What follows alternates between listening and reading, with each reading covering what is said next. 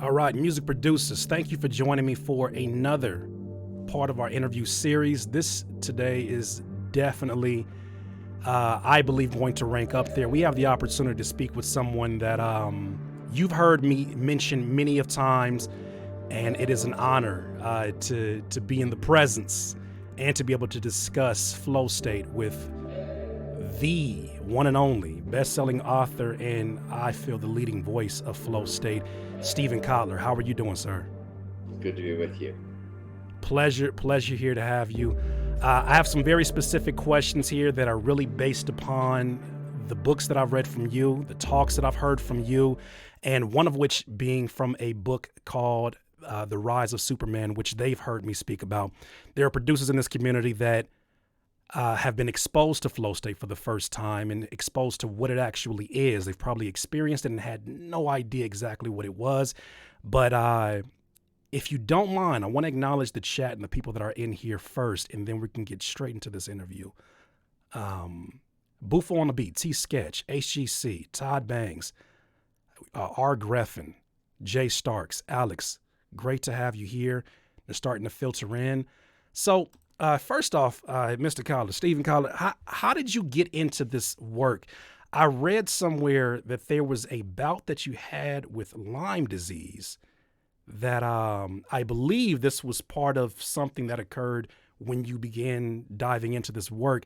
But you know, there can be a million things on the internet. So I am interested in how you even got into this work, because for the most part, when I've heard flow state, there was always this sort of like, I wouldn't say wishy-washy vibes around it, but it was like this mythical creature and experience that you can get to. But you were one of the first people that I've ever heard, besides Mihai Csikszentmihalyi, but you were the first that I heard that put the scientific footing below it. And so, yeah, how did you actually get into this work, sir? So I did get sick. That is part of the story, but it starts a little bit earlier, and it's sort of useful to start there. Okay.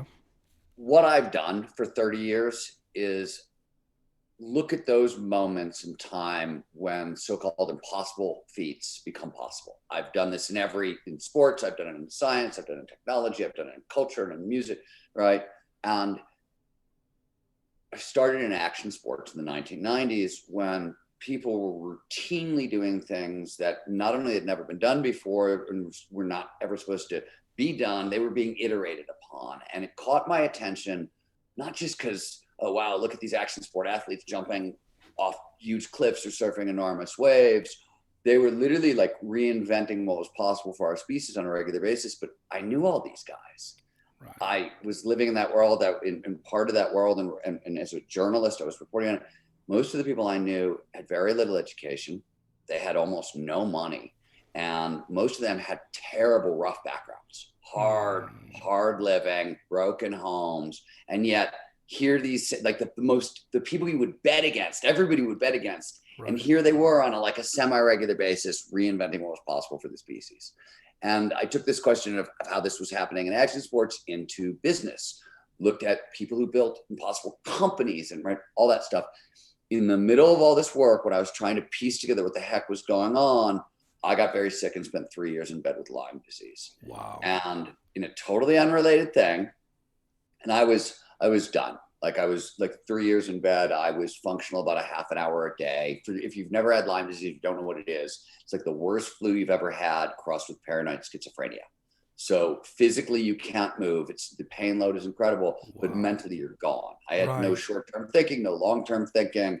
I was hallucinating. I would no long-term memory.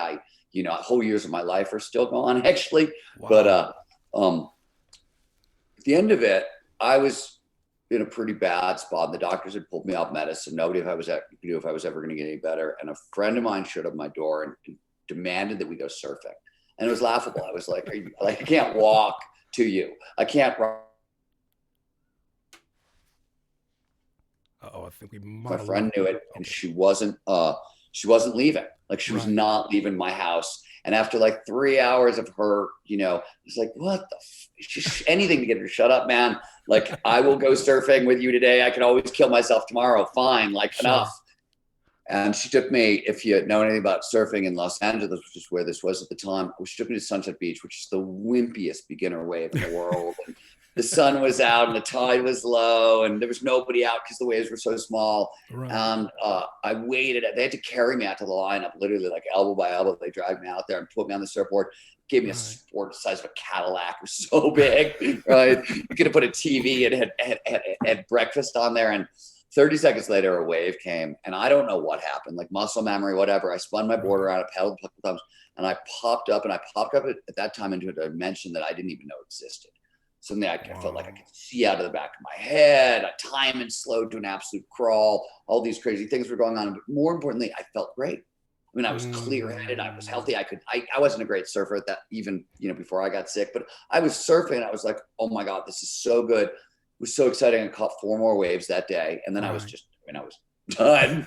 They drove me home. They poured me into bed. People had to bring me meals for 14 days because I couldn't walk to my kitchen to make a meal. I was that destroyed. But on the 15th day, with first day I felt better, I bummed a ride from a neighbor, went back to the beach and did it again. And over the course of about 8 months, when the only thing I was doing differently was surfing. And every time I went surfing, by the way, the important thing to know is I was having these crazy altered state experiences that I described. And I'm a science guy. I'm a hardcore rational materialist. I don't have spiritual experiences. I sure as fuck don't have them while surfing. What is flakier than that? And so in the beginning, I lit out on a giant quest to figure out what was going on with me. I didn't know that these states of consciousness had a name at that point. I didn't know anything about so you weren't that. even privy to those at that point in time. I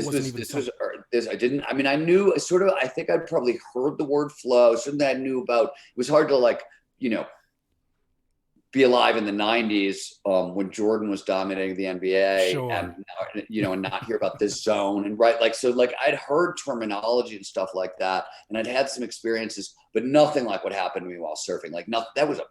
Felt like a mystical experience, right? Like I was like, what the hell is going on? So I hadn't put it together. And when I started to backtrack the experience I had, I was like, oh, these things are called flow states. There's a name. They have a definition. There's science there. And what I very quickly, now we have proven it. This is now actually established fact, but back then it was very theoretical. But there was proof that these states had significant immune boosting properties. The neurochemicals that underpin the states boost the immune system. And more importantly, an autoimmune condition is a nervous system gone haywire. That's what it is. And so when you move into flow, for a bunch of different biological reasons, it resets your nervous system. It literally flushes stress hormones out of your system. And so if you've had an autoimmune condition for a long time, your body doesn't know where normal is. Like it can't find normal. We're a homeostatic creature, wants to find normal, but it doesn't. You've been all over the place for years. So there's what's normal, right? So by resetting the system to normal, to zero, and say, this is just normal, you retrain the system. And it has enormous, and this was work. I didn't do this work. Herb Benson at Harvard did most of this work originally. A lot of other people have worked on it since. But I quickly figured out, hey, wait a minute, this same state of consciousness that was getting me from seriously subpar back to normal, it was taking these action sport athletes and these artists and these inventors and all these people I was looking at. I was like, oh, it's the same thing. And this is what's helping them go up to Superman. And that was sort of when it clicked. And because my interest was neuroscience and not everybody else who's ever gone into this world has gone in through psychology.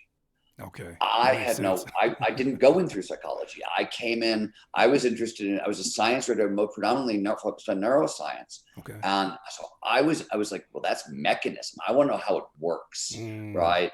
Like, it doesn't do me any good to put it in soft psychological language. If it's not practical, if it's not reliable, repeatable, pragmatic, and I can't do anything with it, I don't care. It's not useful. Neuroscience. And, I got super lucky in my, oh my God, this is so interesting. Can we use neuroscience? Neuroscience exploded right around the time I got interested. Was the very first time in history we could actually use neuroscience to answer this question, right? It hadn't been done before that. And so flow was really, as you pointed out, elusive, hard to train. It would show up whenever. We had no idea where it was coming from. People thought it was mystical experience or a spiritual experience. But it's still like, if I go into religious communities, both Christian or mostly Pentecostal or Mormon, Mhm. I have to talk about flow as the Holy Spirit, because it's that's the terminology in most. Really? There's That is not. interesting. That's really Yeah, interesting to I hear mean, that that's how they it's the equate it. Yeah. same. Yeah, I mean, I always tell people, and my first mentor in neuroscience, Dr. Andrew Newberg, who really sort of pioneered the work on studying mystical experiences in the brain, he said, look, our shit doesn't answer any of the big why questions. We're not going to tell you if God exists or doesn't exist, Sure. Sure. right? All we're saying is, hey, if there is a God, he seems to work through biology, because there's a lot of biology here that works. And so whether it's spiritual or whether it's just biology, doesn't matter. You can still get it to work for you. And the benefits of flow, we now know from our performance, as you know, they're through the roof on Right. so many different categories. Well, I think what's beautiful about that is you've helped me understand something that used to terrorize me as a young kid in church. My mother played the piano in church, and so I was involved in every aspect in Baptist church at that. So, if you know anything about Baptist churches, they can get loud. People are not shy about expressing themselves. And so in that environment, you would have like the sweet old lady that wouldn't say much, who after going through probably her flow triggers throughout the entire process of church. And after the pastor gets to a climax in what he's talking about, and then the music is starting to go and she's doom, doom, doom, doom, doom, doom, doom, and she's catching the Holy Ghost.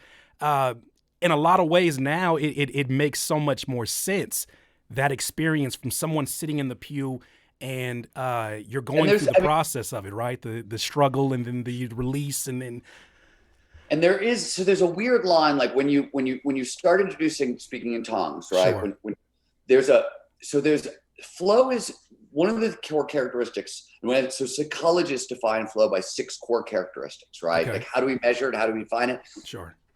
So how do you know you're in flow? Well, there's complete concentration in the present moment. There is a merger of action and awareness. There is time passes strangely. It's called time dilation. Speeds up, right? 5 hours go by in 5 seconds, or it slows down. Yeah. Your sense of self disappears. And this could be everything from like what happens to me on the waves, where like I'm totally gone and I'm one with the universe. Or this could be like you sit down to like play the guitar or play piano, and you look up an hour later and like maybe you didn't vanish, but you lost track of time. You have to go to the bathroom really badly. So you lost some bodily awareness, right? That happens to all of us all the time, right? The extreme levels where your sense of self disappears and you feel like you're one with everything. But it's a spectrum of experiences. So what I wanted to get with you is, one of the things that happens in flow is there's this total sense of control. I am master of my domain, right? I always say flow is as close as we get to like full scale 360-degree creativity, because your optimal performance, whatever direction you're going in, you're going to be doing your best. You may not be very good at it, right? Like, you put me in flow and put me in front of a piano, it's still going to sound terrible. Well, nothing good is going to happen. Well, Steve, I was going to say, my audience, this very same audience, is used to seeing me on Tuesdays, Thursdays, and Saturdays. I get on a live stream and I basically make music from scratch using the program that we all share, which is called FL Studio. And they know that I'm not traditionally trained in piano. If you look at my piano right now, there are, here, if you see, there's letters on the keys.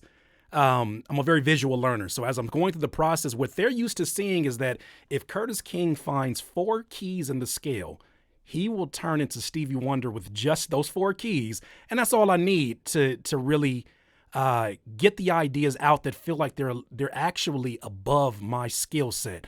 And that's something else I want to definitely talk to you about the sort of the conditions of flow and the skill challenge ratio, and kind of how to calculate that 4% that your group has sort of quantified. But I think it's really interesting, because they see me in that moment, and they know that I'm not traditionally trained. I know a lot of folks who know their way around the piano, like, the best.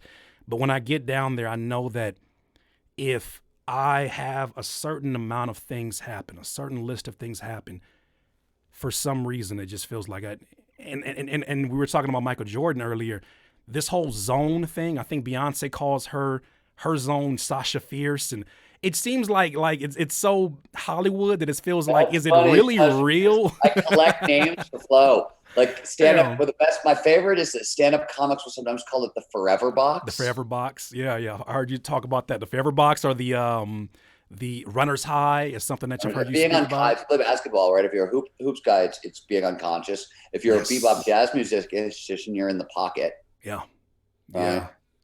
So for those who are in here and they're like, this all sounds quite interesting, but what is flow state? I do want to at least have an opportunity to, get the Define it. basics out the way and whatnot. So what exactly is flow state for someone who has maybe had the experience of just being exposed to it right now? Yeah, well, everybody listening to this has had a flow experience. Let me kind of talk about what I mean by that. Okay. Flow is technically, scientifically defined as an optimal state of consciousness where we feel our best and we perform our best. More specifically, it refers to any of those moments of rapt attention and total absorption when you get so focused on the task at hand that everything else just seems to disappear. Right? Time will, as I said, dilates past the strange, that your sense of self vanishes, and all aspects of performance, both mental and physical, go through the roof. As I said earlier, when psychologists define flow, they say, hey, it is these 6 phenomenological characteristics. It's a very fancy word for saying this is how the experience makes me feel. So Mm-hmm. when I'm in flow, I'm completely focused on what I'm doing. My sense of self is gone. I have a huge sense of control. It's also, flow states are autotelic, which is a fancy way of saying there's so much goddamn fun that we will go really far out of our way to get more of that. Sure. Right? Autotelic means an end in itself, right? But it basically means like once an experience starts producing flow, you're going to do anything you can to get more of that experience. Right. Um, so that's how psychologists define flow. Neuroscientists, the work I do, there's now 17 different things that we look for in the brain and the body that correlate with flow. Some of them are really like funny. Like we now know, you have facial muscles that do different things and they're sort of time locked or locked to certain parts of your physiology. It's Okay. hard to frown in flow and your smile muscles get hyperactive.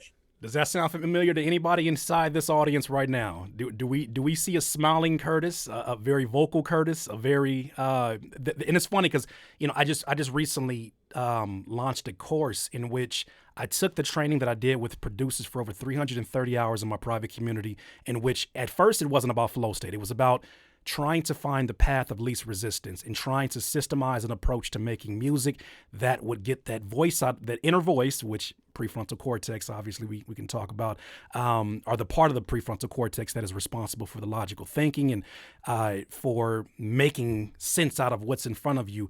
That was my job, was to help them get out of their way. And many times I came across folks that had been playing the pianos, a guy named Aaron Barber, that one of the most skilled musicians I've ever met in my life, could not get out of his own way within the process. There was that first beginning where he would say such, I guess, like things that would kind of beat up his self-esteem in the process. And so many producers do that. I saw that when I had them do something I call the 10-minute beat challenge, where you get 10 minutes to create a beat. And basically, I'm asking them to move faster than their doubts. So to hear that, it leads me to the next question, actually, which is something that I found at the end of your book, The Rise of Superman, where you talk about you discovered steps. And I know that book has a little bit of age on it, and it may have transformed into something else, but you discovered there were steps that we get into within the flow state. I believe you mentioned the struggle as being a part of the process, the release, the stages. Yes. Could you Yeah. talk a little bit about that in terms of Yeah. what that looks like? For sure. Again, not my work originally. Okay. So I'd like to give credit where credit is due. This actually, same guy we talked about earlier, Herb Benson, same guy who worked on the immune system. He's the guy who mapped this. And the book he actually talked about it is called The Breakout Principle, which is kind of a weird science, new age. He's at Harvard, but he's one of the first guys into meditation back when like it was really gussied up with a lot of spirituality. So it's a little like he's trying to communicate as a scientist into a community he doesn't really belong. So it's a kind of a funny book. But anyway, so what he figured out, and it's since been well confirmed, and it doesn't appear like maybe you can skip steps in certain cases, but it doesn't really appear to be this way. Mm-hmm. And so we used to believe, even I don't know when, even like back when we're in the zone, we used to believe flow was a binary, worked like a light switch. You're either in the zone or you're not. Right. And what we now know is it's a 4-stage cycle. And some of the stages are really not flowy at all, right? Flow is kind of, incredible heights of performance and emotion, blah, blah. But it starts, as you pointed out, with a struggle phase. And it is legitimately a struggle phase, because even if it only lasts a second, it is, you're going to have the experience. It appears, this could be wrong because this isn't Rise, this is new work, but it appears that you have to produce the fight response to get into flow, which means you have to like, oh shit, there's a challenge in front of me. You got to like lean in, right? And so even if it's a micro moment, there's always going to be struggle on the front end of flow. Oftentimes, I can be, as a writer, I can be in struggle for a really long time trying to figure out, how do I organize my ideas? How do I structure a book? What's the right tone? What's the altitude to communicate best with my read? All that stuff. How much of an artist do I want to be? How much is this for me and how much is it for them? Right? Like all those questions, I'm in struggle, right? That's not particularly pleasant to solve all that stuff. It's not very flowy, and it can take a while. Then there's a release phase where you sort of take your mind off the problem. What happens for flow is, in struggle, we learn our skills, right? If you're trying to, like, this is learning your skills and nailing it and really getting good at it. Then there's the release phase where you take your mind off the problem. You can turn your prefrontal cortex off, as you talked about a little bit earlier. And then there's a flow state. And then on the back end, there's a recovery period. And this is just equally as important. And people tend to screw up here a lot, especially like peak performers. Anybody who's really good at their job, they don't realize, and you see this, those flow states are expensive. They're expensive for the body to produce. They take a lot of energy, burn a lot of calories. Absolutely. So you got to recover on the back end. And that doesn't just mean 7-8 hours of sleep a night. It also means, what we call active recovery. So that could be saunas, massage, hot Epsom salt baths, yoga, stretching, mindfulness and breathing, like those kinds of things that really, actually reset your nervous system, not TV and a beer. That's not recovery. Which I worry about my producer community sometimes, because I know that the majority of them are not getting into a hot sauna after working on beats and being in the flow state. So as an example, I'm just giving an example. Yeah, no, and it's totally true. The thing that's important to understand, people think recovery, first of all, they think recovery is like relaxing and like everybody I know, like we get after it, right? Like I don't like slowing down for anything. Neither so do I. You have to remember that with recovery, you're going slow to go fast. Yeah. Right. Is the first thing to know there, because I think that's really, really key. And we teach it to people as a grit skill. Okay. Right. Because it's freaking hard to work whatever you be. When I write all day, when I'm creative all day, when I have to run my company, like those two things, when I'm like top management or I'm actually just writing, those two things are really draining. The last thing I want to do at the end of the day is go sit in a sauna for 40 minutes. No, but I know if I'm going to get up and do it tomorrow and not burn out, right? Burnout is a problem everywhere. And if you have reliable access to flow and a solid active recovery protocol, it's very hard to burn out. There are certain conditions that'll cause it to bring it out anyways. But most of the time, if you've got an active recovery protocol and get regular access to flow, it's hard to burn out. So one question I have before we move forward, because that burnout is something that actually drew me to your work, ironically. Before we move from the stages, one question I did have very specifically, and it's a little bit off the record, not off the record, but off of what I had on the list. Is it possible that sometimes peak performers confuse release with a low-grade flow state? Not that they recognize it as a low grade, but could they confuse that as being the flow? Because as I've started to teach it, I started to notice people were like, oh, like I finally got past my initial struggle and I got into flow. And as I'm kind of like repeating the things that I'm learning, I'm realizing that is it really flow, especially if it's happening? Interesting question. That's a really interesting question. And I guess the answer is depends, right? Okay. Depends. It actually depends on the situation and what's really going on in the brain and body. But the important thing to know, when we say there's precise neurobiological changes underneath each of these stages, right? Okay. So there's different things happening in the brain and the body at each. So when, Herb Benson is talking about release, he's literally talking about something that is downstream from a nitric oxide release. It's a gaseous signaling molecule. So you can know you've gone through release, for example, if your lungs start to open up, because that's something. It's nitric oxide is a bronchial dilator. So if you're exercising, you're on stage or whatever, but there's a point about 20 minutes in where you're like, oh, I can breathe. You know that feeling? Sure. That's nitric oxide doing that. That's a signal that you've moved, like you're moving into release. Is sort of one way to know. But usually it also gets quiet upstairs, right? Like your mind is slowing. Now flow, and this is, I think, Curtis, the thing that's tricky that we didn't cover earlier that's helpful to understand here. Sure. It's a spectrum experience. So as you know, it's like any emotion, right? Anger. You can be a little irked or you can be homicidally murderous. Still angry, same emotion, right? Sure. Flow works the same way. So you can have micro flow. And this is when that's what I talked about earlier. You sit down and write that quick email, you look up an hour later and you're like, where the hell did the hour go? And oh my God, I got to go to the bathroom. That's micro flow. Okay, that's right? micro flow. Macro flow is that's when that was me surfing. It's right. And literally like macro flow, we thought it was a mystical experience until the 1950s. It wasn't until the psychologist Abraham Maslow found flow in this huge study group of high achievers that he was studying. They were all super high achievers. They all found ways to use flow to drive their achievement. And they were all atheists. And it was just random.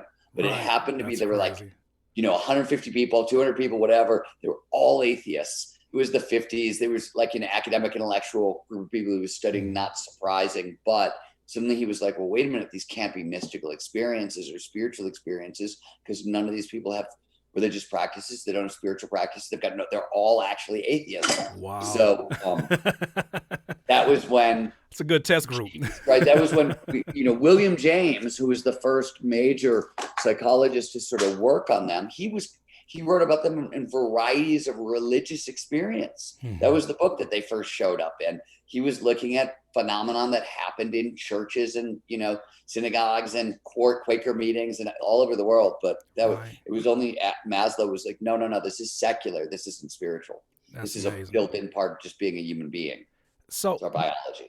So yeah, and we were talking a little bit about burnout. And burnout, I think that I achieved a flow through my mentorship in my private community, in that every single day we would get in there and probably average about 5 or 6 hours, and it was just questions left and right from all over the world of music producers asking questions to me. And after, like I said, about 330 hours of that, I went into a tremendous burnout in which physically and mentally I didn't know what I wanted to do. I was coming across TED Talks. There was one individual TED Talk where she said, can you imagine doing what you're doing today in 20 years? And my first answer was hell no. The kind of work that I was doing just wasn't sustainable from where I was at. And one thing I started to do after reading a book called Stillness is the Key by Ryan Holiday, I started to take walks in the morning. And as I started to take walks, which I started to understand, sort of things that can trigger flow.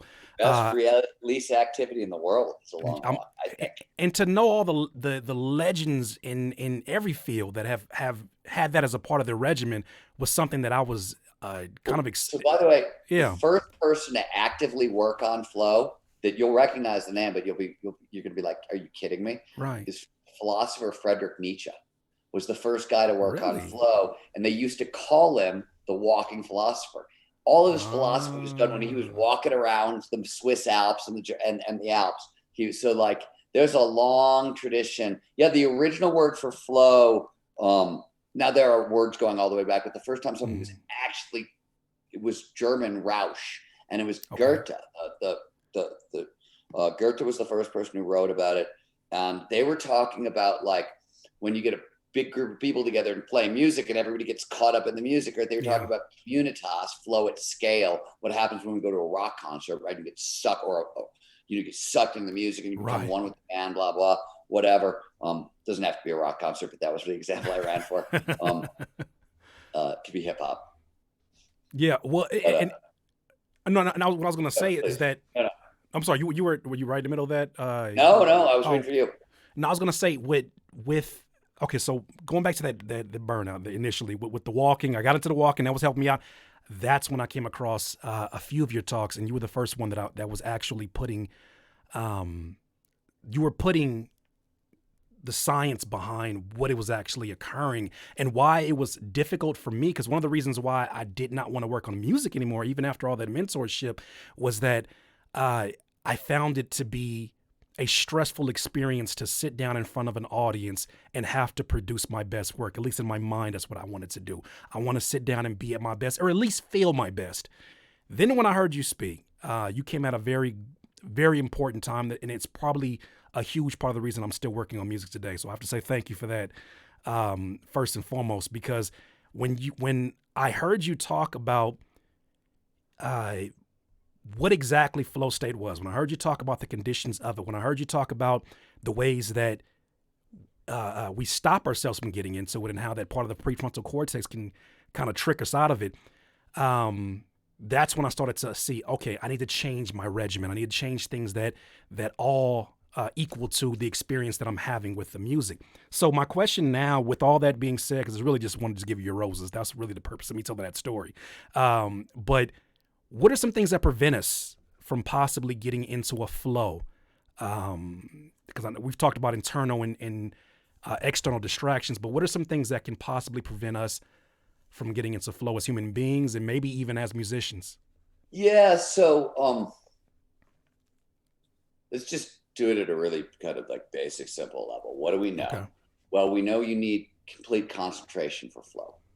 And that means you got to practice distraction management. So in the modern world, right, that means no cell phone, no texts, no messages, no Instagram, no Right. Facebook, no tweeting, no, wall yourself the fuck off.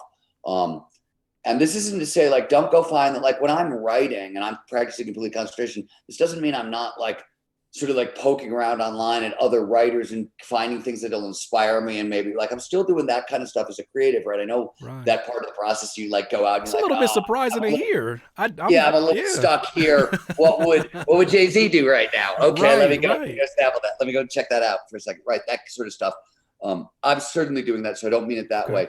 Like that's like the number one flow blocker is interruptions. Period. Like the number one flow blocker is interruption. And the research shows that you need 90 to 120 minute periods of uninterrupted concentration to maximize flow. Okay. So we tell everybody, but this is really freaking true, I think, for creatives. Mm-hmm. If you can, start your day with 90 to, I start my day with a 4-hour writing block. I get up at 4 a.m. and I write till 8 a.m. Right. And why do I get up so ridiculously goddamn early? Because nobody calls me. My wife doesn't bother me. Yes. The dogs aren't even fricking away, right? This also means have your conversations ahead of time. Flow massively increases productivity, create, all the stuff you'll want, you get more of. What does that mean? You get more time back. So who do you get to spend it on? Your family, your friends, but you got to tell them up front. You got to be, look, leave me the fuck alone for now, right? When we go into organization, flat out, the first thing I say is, look, if you cannot hang a sign on your door that says, fuck off, I'm flowing, you can't do this work. I should go, right? Like I'm just wasting your time. Like that's period. You just can't, like, it's not, these aren't, there's no secret to high performance. It's just getting your biology to work for you rather than against you. And your biology was designed to work a certain way. And unfortunately, it was designed millions of years ago, right? Totally different environment, right? Blah, blah, blah. It's just, there's some evolution. You can futz with some shit, but not much, right? So like, you can't, this is not a willpower thing. You can't win. You're not going to be stronger than your biology. The environment is not suited for that. Right. It just is. So, there's a certain amount of acceptance around like that. This is just how it's going to work. But distractions, anything that, the research, and this is done on coders. I don't know if it's true about musicians because I don't know if anybody's done it, but for coders, and coding is a little bit like playing music, a little bit like writing, right? Very creative, but inside a structure. And the data shows that if you get knocked out of flow, it's going to take a minimum of 15 minutes to get back in if you can get there at all. Right. So, that was the question that I had for you actually too. Get knocked out. Pardon me? That's another question that I actually had for you specifically about that 15-minute window. Yeah, But and I think the other side of that coin, we have to discuss the thing you brought up earlier, which is the challenge skills balance, sure. right? Because I think this is tricky to get right. So flow states have triggers. That's the place to start here. Hmm. These are preconditions that lead to more flow. So you want more flow in your life. These are essentially your toolkit. These are the things you reach for. Right. And flow follows focus. It only shows up when all our attention is in the right here, right now. We've talked about that a bunch.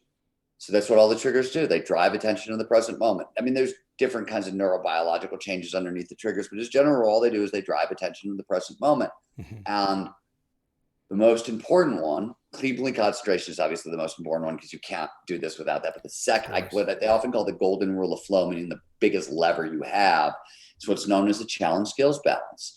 And the idea is really simple. We pay the most attention to the task at hand when the challenge of the task at hand slightly exceeds our skill set. So you want to stretch, but not snap. So you're outside your comfort zone, but you're not crazy outside your comfort zone, right? What I say when we talk about it emotionally, psychologists like to say there's a flow channel that's not on, but very near the midpoint between boredom and anxiety. Right. Boredom is, whoa, there's no stimulation here. I'm bored. I can't pay attention. Anxiety, whoa, way too much. I'm paying too much attention. I'm scared. I'm freaked out. In between, where you're like a little bit nervous, a little bit like that's the sweet spot. The number you put on earlier, this was not actually our number. It was Mihai Csikszentmihalyi originally came up with it with a Google mathematician, and they were sort of like doing a back of the envelope joke calculation. But they said we think it's a 4% difference. We think that was attributed to them. your skills are when the challenge is 4% harder than your skills. Right. Now we can talk about what that actually means in the real world and like how do I make music today that was 4% harder than yesterday? Okay, we'll talk about that in a second. Yeah, that sounds like a challenge. Yeah, but I mean the point of it is what's tricky about 4% if you're shyer, meeker, quieter, less assertive, not type A, but you're still hella talented, is that you're outside your comfort zone. So as a writer, I have to feel like I'm kind of being a little more vulnerable than I want to be, right? Like, especially if I'm writing something like fiction or something in the first person where I'm visible. Right. The sweet spot, meaning like where it's good writing, where my audience is paying the most attention, all that stuff, I'm a little uncomfortable. I'm like, God, I'm telling the truth, but I'm telling a little, I wish I would, you know what I mean? I'm a private guy. So for me, that's some people would have a totally different line. Right. But my line, I'm a pretty private guy. My line's pretty close to the best. But I always I know I'm doing a good job when I'm uncomfortable with it. The other side is more problematic. And I make this mistake as well. And I think most top performers do is, man, I'll take on a challenge that is 10, 20, 30, 40, 50% greater just for the fun of it. Right. Yeah. I'm the guy who is constantly, I got about 50 people working for me and I'm constantly in meetings, I'm like, okay, are we going big enough? Can we go bigger? Is it right? Like, that's me. That's who I am. But like, I'm not saying don't go after those big ass challenges because we know science and motivation tells us that having a high hard goal, right, around something, you can get an 11 to 25% boost in motivation. And that's huge. If an 8-hour day is your baseline, that's like getting 2 free hours of work. Simply for having the proper goal set, right? Like that's stupid to not do. If you're not doing that, that's like, what are you doing? Right. But on top of that, if you have that proper goal, and then so don't have it's not like I'm saying don't go after big goals. I will flat out tell you, I want to be the greatest writer on earth, period, number one. Now I also tell you there's no such thing as the greatest writer on earth, number one, right? Like I know it's a joke, right? Like they're not gonna have your trophy, you won, right? But A, I really am that competitive. And B, that's how I'm wired. But I also know that today, if I try to be the greatest writer on, like, that's just going to get the fuck in the way of my words. Today, my goal is write 500 words, right? That's my goal. 500 words, clear, communicative, powerful, evocative. That was today's goal, is 700 words, right? And that's because that's 4%. That's my sweet spot, right? I always say that when I start a book, 4% for me is 500 words a day because I can write 350 with my eyes closed, like in a writing session. I could but 500 words, you have to sort of make a transition, that in writing, right? You have to go from one set of ideas to the next set of ideas, and nothing is harder than making that. That's the hardest thing to do in writing. Go from linking ideas together. Yeah. Probably the same thing in music, right? If you're writing a song, how do you take it doing this? It's going to go over here. It's going to do this. How do you write the bridge? Right. Same kind of problem, right? And so in the beginning, I forced myself to do that once. By the time in the middle of the book, I know what I'm doing. It's 750 words. End of the book, well, now I really know what I'm doing. Now it's 1,000, 1,200 words a day. It's a moving target, right? And so those to me, if you've got those sort of things down, you're in good stead. And the cool thing about the challenge skills sweet spot, and I'll shut up. I know I've been talking for a while. No, we're here to interview you, and we're grateful. Like, this is so different from the type of interviews that they see. I usually talk to producers. We need this more so than you probably even know, because I got to tell you something. When I wrote Rise of Superman, first of all, you have to understand a couple things. Yeah. I come out of a background that is very, very deep in music and very, very deep in film. And I've got a degree in art. I come out of a creative background. I am a writer. Weirdos are my people. I come out of that community. So my point to you is that when I wrote Rise of Superman, I went to my friends and I was like, we're gonna get the military. We're gonna get the marketers, because they're the first two people who are they see an advantage immediately. They're gonna come 1 and 2. Then we're gonna get the Wall Street finance guys. And I was like, and then we're gonna get the musicians, and the athletes, and we got everybody except for the musicians. Like, we are starting to, at the collective, as I said, we train about 1,000 people a month, and most of, we train everybody because this is available to everybody. We really do, and we work at every level, socioeconomic levels, whatever. But as vast majority, 85% of our people are best in the world kind of folks, right? They're CEOs, they run major companies. They're major artists, they're major athletes, blah, blah, blah. Those are the people we tend to train. I like to say it's top 10% who want to become top 1%. That's who we normally are working with, and what we're trying to facilitate for people. I don't know how I got started on that. No worries. Because no. Here's what I was trying to tell you is I'm waiting for the fucking musicians. We're I'm waiting, because you're a group of people I like. I train a lot of people where I'm like, I'd like to help you sell more life insurance, but I don't really care. Do I want to help a bunch of people make better hip hop? Fuck yes. Because Steve, we're not looking for the limitless pill, right? It's one of my favorite movies. We're not looking for the limitless pill in this. We're looking. What I've noticed is this, and if you don't mind me kind of describing the experience that I've had with mentoring producers now almost for 8 years. With mentoring them, what I found out was that it's a very thin line between me just being a producer that they may look up to or they get advice from, and being almost kind of like I won't say a psychologist, but just like a friend that will listen to, here are the things that I keep telling myself, and this is the reason I cannot get to where I'm trying to get to, and me helping them get out of their own way. What was so relatable about what you said earlier is that in the same way that maybe a high school athlete is like, I need to play like LeBron today, and wants to eat an elephant in one sitting instead of one piece at a time. There's so many producers that get into this, and because they're coming from a video game culture, I think for I guess more Gen Z is like really a video game culture. They're kind of looking at success in my video game culture, I can buy this and bring this into it. And I had this conversation this morning in a different context. I was actually talking to people in science. Yeah. And everybody wants to be a thought leader these days, right? Because that's how you get paid in a sense. And they grew up in an era of Instagram, and they think you can become a thought leader in a year.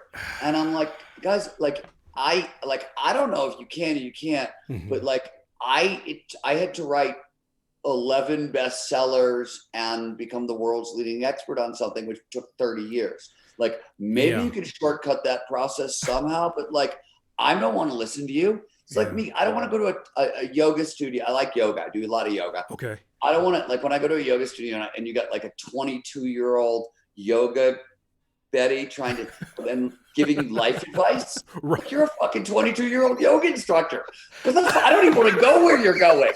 Like, I just want to bend like you bend. I mean, you can't go away. But Steve, and my thing is this: do you not love the process enough to show up every day? Like, I genuinely enjoy sitting down to make music, and I get people who come into my live streams and they'll say things like, "There's a faster way to do that." Well, faster is not the sole goal for what I'm doing. I genuinely enjoy, like, you genuinely enjoy writing. Someone's like, well, there's an app that will allow you to get all those words done in less than an hour. Well, that doesn't seem to be the characteristic of somebody who genuinely enjoys this process. I always say, in my opinion, you may differ. I think your opinion is probably just as valid as mine on this one. But to me, the sign of a real creative, how do I know you're the real deal? You care about what's next. If your shit is coming out and all you're doing is checking the reviews and how am I doing? Do people love me? Right. No, you're in the wrong business. If you're right, like, I'm already at, like, when my reviews and all my stuff is going on for whatever project, like, I don't care. I care about whatever book I'm writing. Yes. Right. Like, I'm about next. Creatives are all about next because they love the thing they're doing. The most scary thing in the world for a real creative is finishing something they love.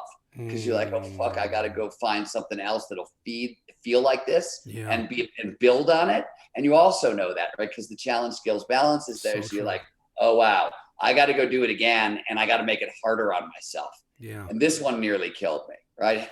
Yeah. Norman Mailer famously said, every one of my books killed me a little bit more. And that's how I feel about every beat tape release, every album release, every show that I've had. But I enjoy this, as probably sadistic and crazy as it sounds to a lot of people. I enjoy that feeling of laying down in bed, and even though my body is making me pay for every decision that I've made over the last 3, 4, 6 months, I love that. Like, I may not love the pain while I'm in it, but I love the fact that I put that much into it. On my board back here, and scribbled, it says, I operate in epiphanies and massive transformations. I had a mentor of mine that told me that about myself, and I didn't recognize that. That was important, because now I realize the separating factor between, like you said, the people who pursue to just be a thought leader without much depth to it. Now, look, there will always be exceptions. There will always be people that we miss. But as a general rule, the market is honest.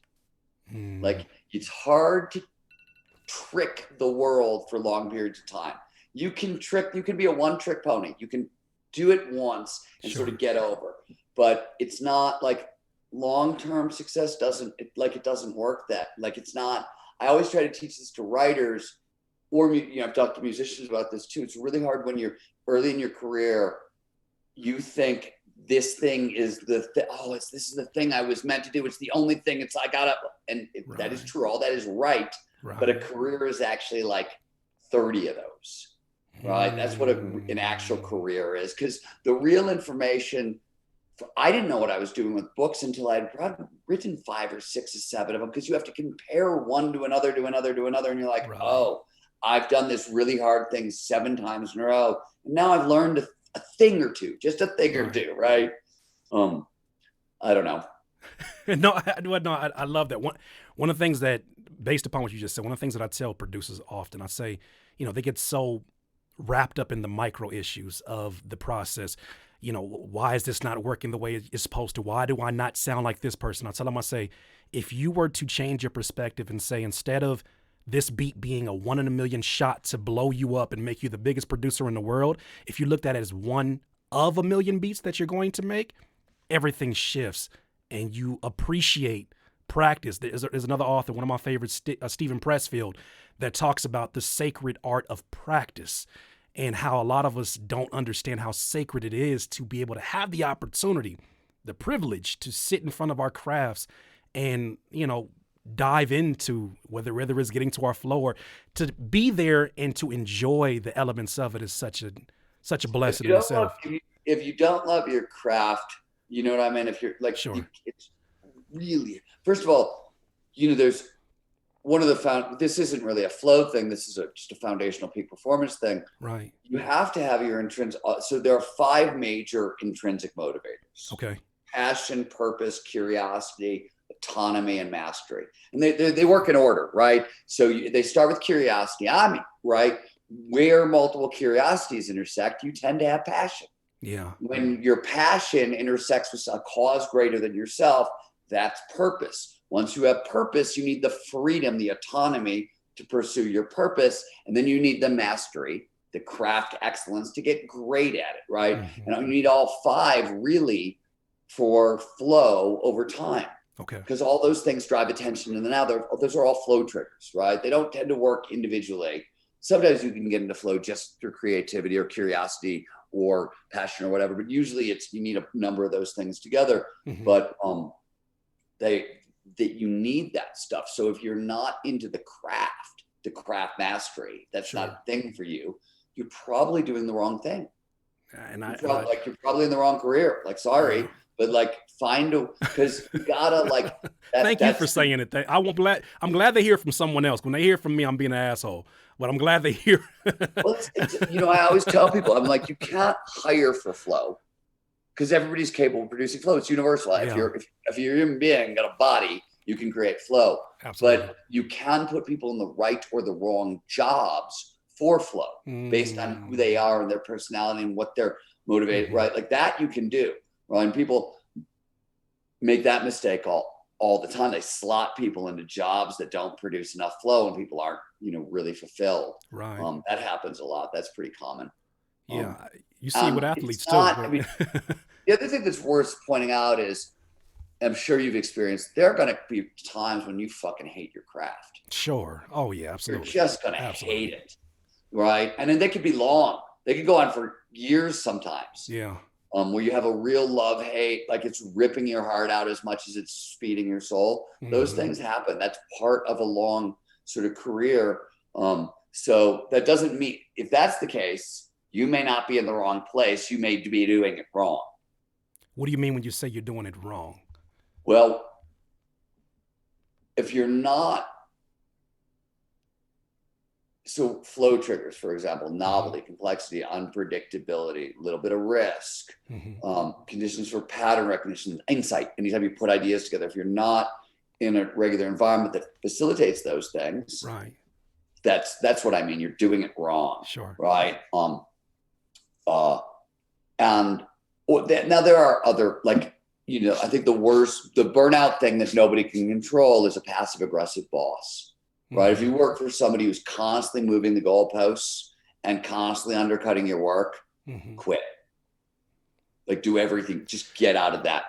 Just get out of that. You can't win that one. Interesting question I have, because we are talking to the music producers. That passive aggressive boss seems to be that voice in their head. That inner voice seems to be that passive aggressive boss that keeps moving the needle. And when I talk to them, I tell them, I say, if there is one goal right now that you wanted to achieve, what is that? And I can see the eyes going left and right. And they're like, well, I want to have 1 million plays on SoundCloud. I want to work with this major artist. And then I want to, well, first of all, let's open up the program. let's put an instrument down first and let's focus just in on this piece of music. Well, Kurt, if you're familiar with my stuff, there's 3 levels of goal setting. Like the human organism needs, you need a mission. You need a massively transformative purpose, to use the language that Peter Diamandis, myself, and Salim Ismail came up with. Right. This is the mission statement for your life. Right. In my case, I want to write books that really, impact the world. I want to significantly advance flow science and research. I want to make the world a better place for animals. Those are my right. Then I got my high heart goals. I want to write this book. I want to get a college degree. I want to go to cooking school, whatever it is. Right. And then your clear goals. The fuck are you going to do today to get to your high heart goals that are going to fulfill your mission? And just like you need your intrinsic motivators lined up, you need your 3 levels of goal setting lined up. And these are your filters for your life, right? If you're really serious about this work, I always tell people I do 6 things every day. And that's all I do. I try every day to write a book that's worth a damn, to do something for flow science and research, to do something that makes the world a better place for animals. I do the stuff that I need to do to support business-wise, those 3 things. I hurl myself down mountains at high speeds, skiing, surfing, rock climbing, whatever. Yeah. And I hang out with my friends and my family, my dogs. And those are the 6 things I do in this world. Yes. And if it's not on that list, I don't do it. Like, First Oh filter. man. Like that's my life. And those are the things I do. Yeah. Right. Like you have to know what those things are. So this is what I say yes to. This is what I say no to. Mm-hmm. And people often, we make this mistake. We think we're defined by our yeses because they feel like the bigger thing, right? Mm-hmm. Like, Mm-hmm. oh, I said yes to this job. I said yes to this, right? But think about how many more things you say no to in your life than you say yes to. Yeah. We're very much defined by our no's. So you got to be very, very, have clear filters. What are your goals? What are you saying yes to? What are you saying no to? And why? Yeah. I don't think I'm telling you anything you don't know, No, but what you're talking about is one of the reasons why just this week I made the public commitment. I've been thinking about doing this for years as a producer because in the traditional sense of a producer and what it's been, you work with an artist, you get placements as they call them, and you get, your name gets out there, you get more placements, you make your money, and you become the next producer on the Mount Rushmore, right?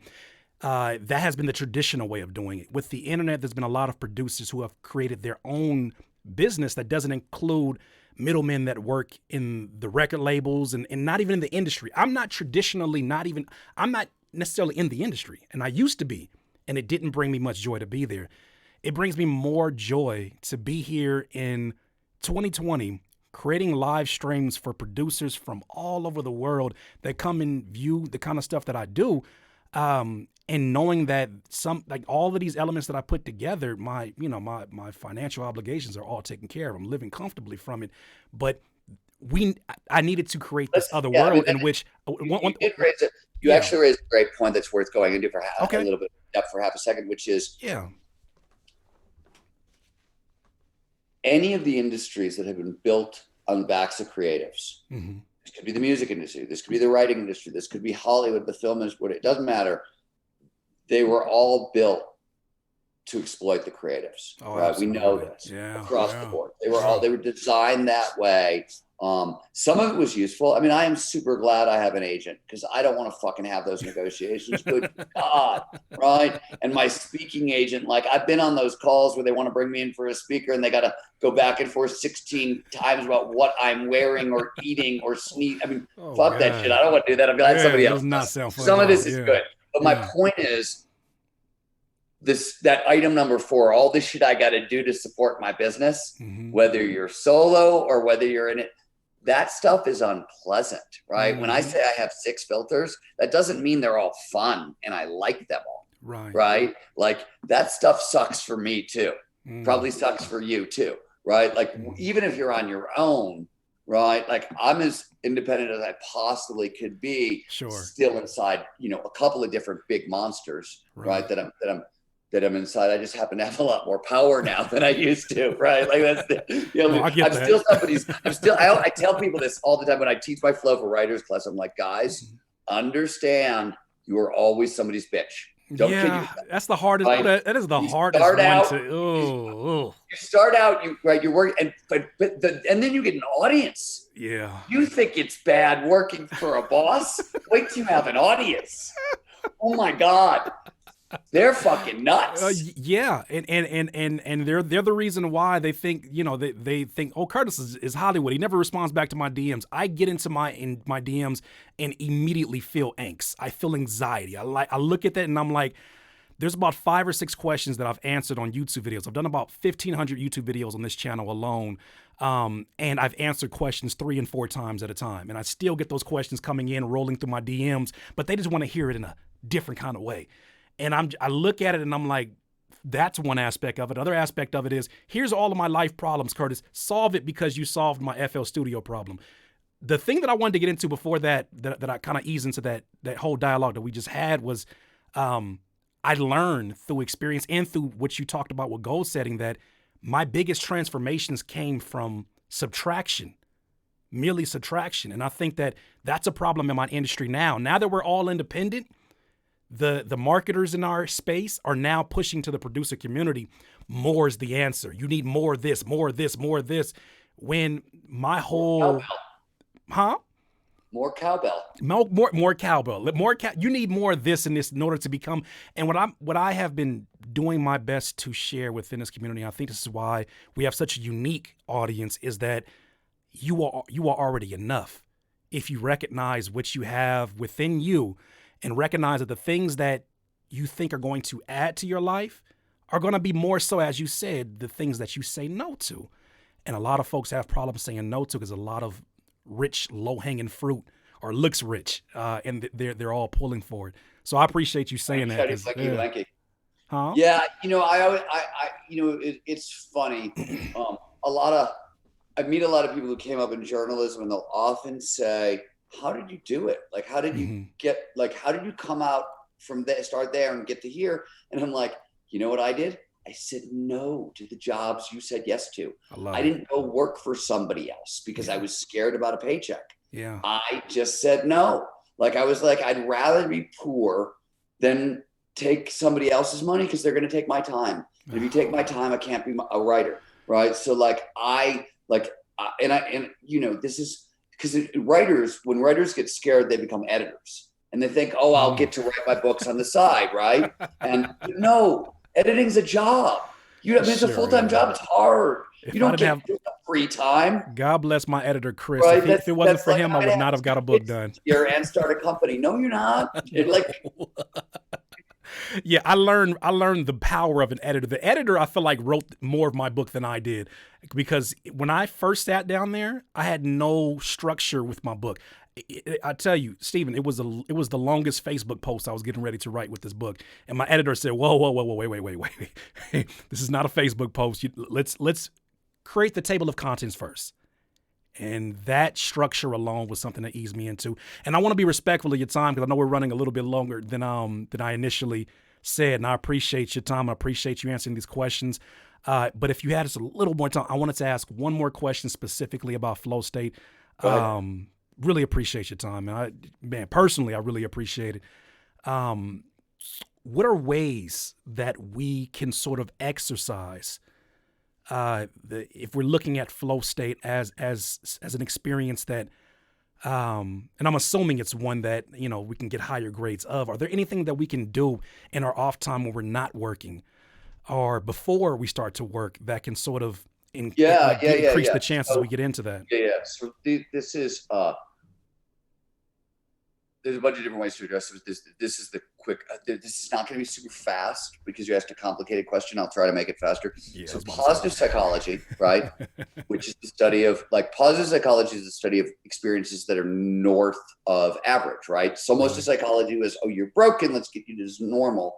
Positive psychology is, oh, you're normal, how do we get you to extraordinary? Sure. So there's 30 years of positive psychology that shows that there are 6 things, 3 on the physical, 3 on the mental side that you have to do to sort of tend your garden. And you need to do all of them for a high flow lifestyle. And you don't have to do all, let me explain. So on the physical side, sleep, hydration, nutrition, and social support are the 3 categories. What was the last one again? Social support. And I'll talk about each. Got it. Sleep. There's no way around it. We need 7 to 8 hours of sleep a night. We actually need 70 hours of sleep every 10 days is what it really is, but you can't fudge it. And if you actually look at studies of what happens to the human brain on less sleep, you would never mess with it. You just wouldn't do it. Hydration, nutrition, everybody's different. There's no one diet, right? But we know what this is. Drink plenty of fluids, eat right? Like we're done, but flow is a high energy state. You need lots of energy to produce it, just like you need sleep. Sure. Social support. You'll hear psychologists talk about this often on the cognitive side of the equation, the mental side, and it should be when I put it on the physical side, it's because we all know this. If you're getting in a fight with your girlfriend or your boyfriend or your spouse, how much energy do you have at work that day? It's crippling, right? Yeah. So the point is that and the reason is, well, every time you go to make a decision, doesn't matter what the decision is, your brain performs a split-second risk assessment, right? Okay. How dangerous is this? And blah, blah. One of the parts of that risk assessment is, hey, man, do you got anybody else backing you up on this problem? Are you alone here? Even if you have to solve the problem alone, if you screwed up, are there people who love you, who've got your back, right? Blah, blah. Your brain does that millisecond by millisecond. Every time you make a decision, you don't notice it. but so what I tell people on these three things, and social support, by the way, you don't need a lot of it. Like a 15, 20-minute good conversation with somebody who loves you once a day. You know what I mean? You're solid. That part of it is something that I had to check myself on, because a lot of producers ask me for feedback on my music or on their music. And one thing that I kind of maneuvered after reading your book was that feedback partner. I say for producers, you want that guy that, one of your best friends, somebody you love, that at 2 a.m. you can send them a text message with your last beat, and they're like, yo, that's crazy. I'm gonna go back to sleep, but I can't wait to show you what I worked on. It's a higher quality sort of feedback partner.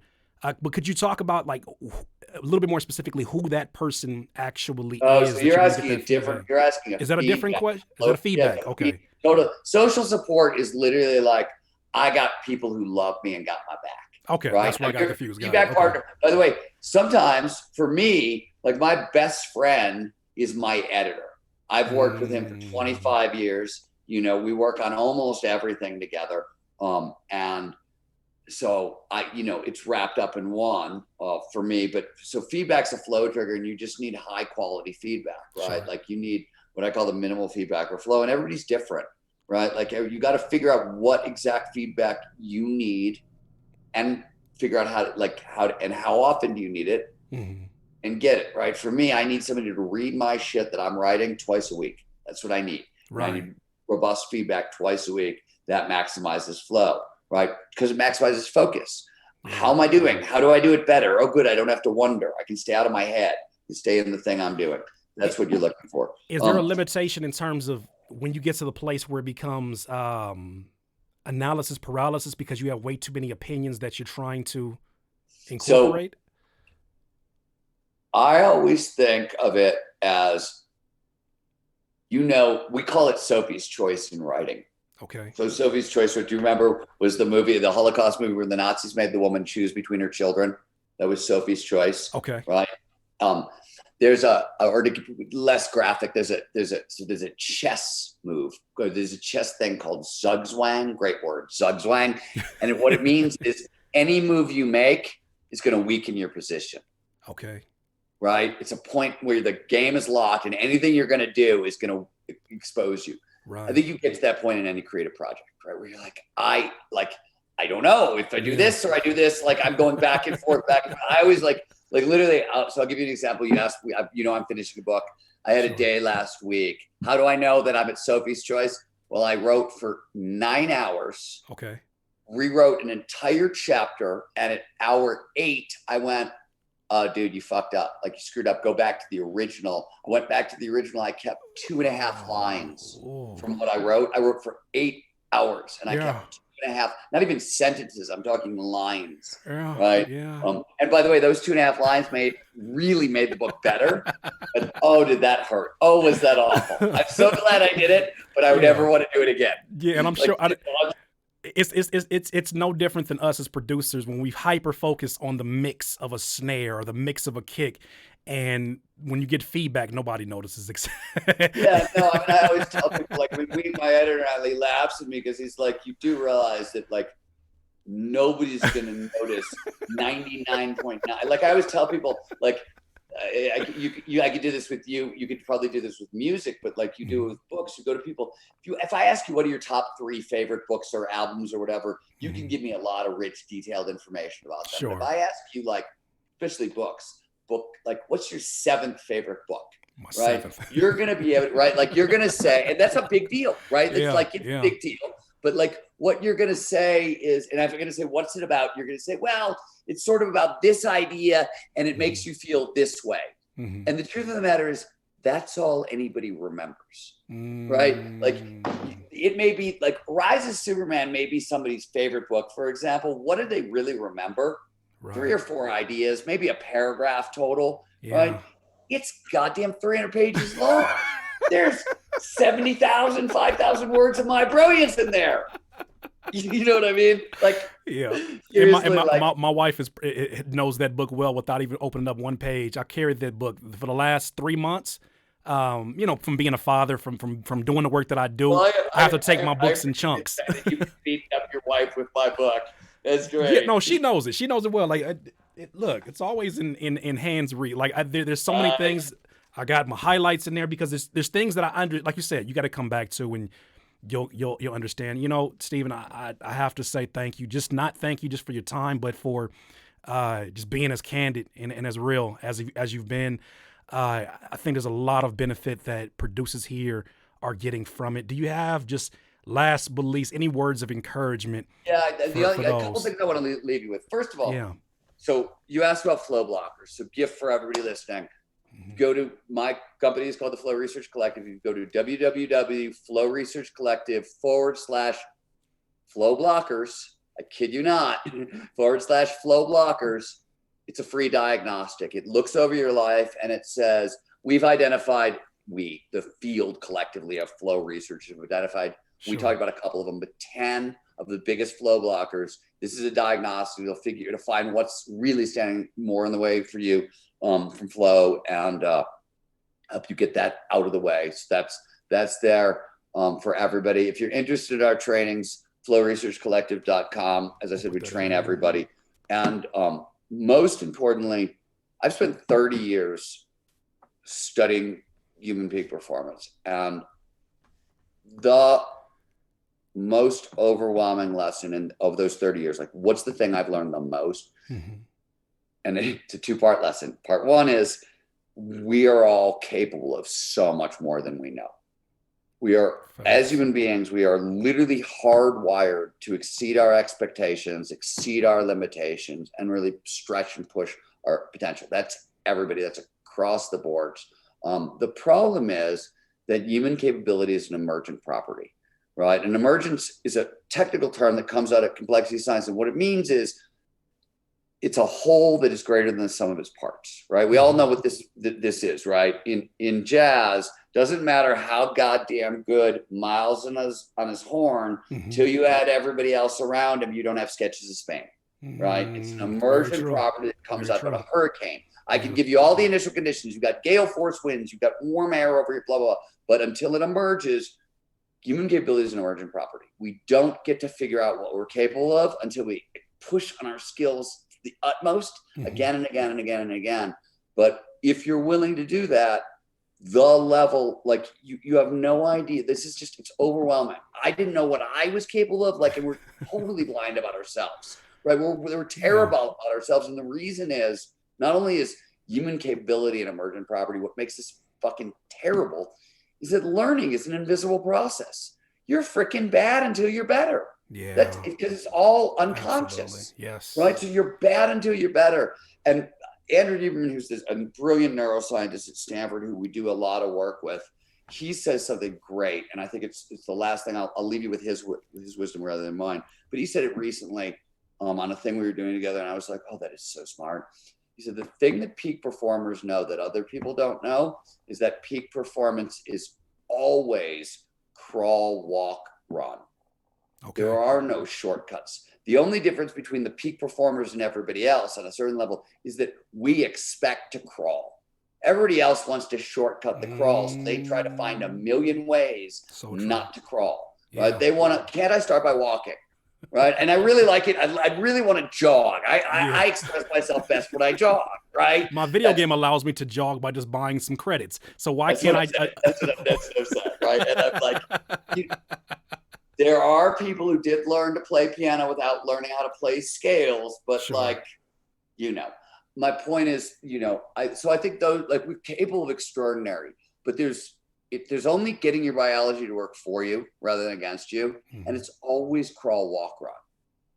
And if the sooner you're like, oh, wow, there are no shortcuts, but there's a right way to do hard work and there's a wrong way to do hard work. And if you figure out there's a system, it's biology. This is how it works.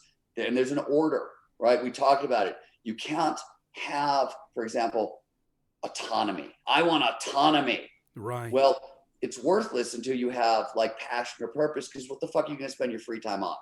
Right? Like it doesn't work as a motivator. Like you're not doing anything. Now you're just cold lamping, right? Like this is like, Come on. Oh my I'm God. doing everything I can to bring Cold Lappin back, by the way. I've decided this is gonna be my public service, what I'm gonna do, It's my what I'm new gonna mission. do in 2021. I'm gonna reintroduce you to Cold Lappin because like it is one of the terms that went away that shouldn't have gone away. There's a lot of them. I try to just insert in the middle and hope nobody catches me on it, and then like, oh, I saw your eyes pop when I said it. I was like, oh yeah, okay. they get on me. That their term for that when I start going down that lane is a boomer. They like to call it. They say Curtis is being a boomer. Okay, I'll be that then. There's certain words that need to come back and get their just due. Well, Stephen, and ladies and gentlemen in the audience, thank you so much. I mean, there's so many of you that are in here right now, and I know that are going to discover this video once it is not live anymore. But definitely hit the like button and go into the description. You're going to see that link. You're going to see two links: StephenKotler.com. You're also going to see FlowResearchCollective.com. I inserted that already in the description, so you can go ahead and check it out. Stephen, this won't be the last that you'll be hearing from me. I plan on going through these systems. This is a topic that you brought me into the rabbit hole. I'm in the rabbit hole, and you had no idea. I'm excited about your new book. No, I like it. I mean, I told you, I've been waiting for the musicians and the producers, and I'm like seriously, like I've been. I'll get misses every now and then. Like I'll get a note from Rick Rubin. Like the expected things, right? Like the ones you expect, those happen. But the whole time I've been like, come on, guys, like I'm ready. Like let's have this conversation because I like music a great deal. I'd like to have this conversation. Well, if I can be one of the ones that lead the way into there, please believe I'll be there, regardless of who's behind me. But I do believe that the more that I talk about this, and like I said, I just released a course that we closed off for producers that is specifically on ways to unlock that flow as a producer through my own experience and through the things that I've learned over this last year, because it's almost a year to the day when I went down into that really dark place. But ladies and gentlemen, please do not hesitate to buy Stephen Kotler's books. They're all gems, no matter what it is that you're getting into. I personally love The Rise of Superman, even though it may not have been necessarily intended for me initially. I love it. I love it. I love it. I love it. And I want you to also go in and get all your information. But Stephen, thank you so much for your time. Hopefully we can talk to you again once that book is released in 2021. Yeah, we're looking forward to it. Thanks, man. All right, let me go ahead and, of course. Let me let go of the stream. All right, you guys have a